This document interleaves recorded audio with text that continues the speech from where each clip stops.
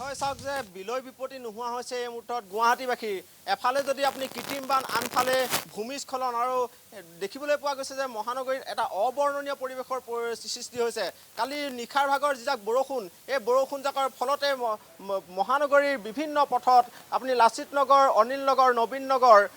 zoo road বা ৰুক্মিণী গাঁও হাতীগাঁও এই প্ৰায়সমূহ অঞ্চল ইতিমধ্যে কৃত্ৰিম বানত ডুব যোৱা পৰিলক্ষিত হৈছে মই বৰ্তমান লাচিত নগৰত আছোঁ আৰু লাচিত নগৰৰ পথটো অৱস্থা দেখুৱাইছোঁ চাওক যে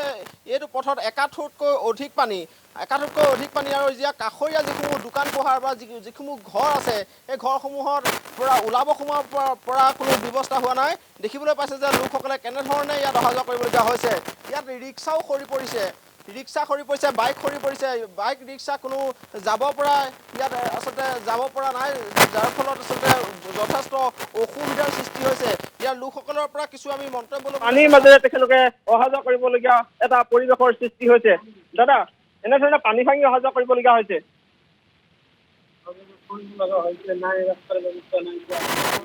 হয় এই পথটো বনাই আছিলে নলাসমূহ ইতিমধ্যে জাম লাগি হয় বিদ্যালয়লৈ যোৱাটো অসুবিধা হৈছে শিক্ষাৰ্থীসকলৰ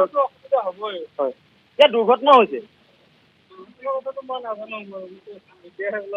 হয় জুবি চাওক যে পৰিৱেশটো দেখুৱাইছো এইখন ৰিক্সা আৰু ঠেলা এই ৰিক্সা ঠেলা কেইখনৰ অৱস্থাটো চব আধাৰলৈকে ইতিমধ্যে ডুব গৈছে আনফালে এখন স্কুটি দেখুৱাইছো স্কুটিখন খোজকাঢ়ি যাবলগীয়া অৱস্থা হৈছে ইয়াত চলাই যাব পৰা কোনো ব্যৱস্থা নাই এনেধৰণে ঠেলি স্কুটিয়ে হওক বা বাইকে হওক ঠেলি ইয়াত অহা যোৱা কৰিবলগীয়া এটা পৰিৱেশৰ সৃষ্টি হৈছে যাক লৈ যথেষ্ট অসুবিধাৰ সন্মুখীন হৈছে লোকসকল আমি কিছু লোকৰ মন্তব্য ল'বলৈ আমি চেষ্টা কৰিম দাদা যথেষ্ট পানী হৈছে অহা যোৱাত অসুবিধা হৈছে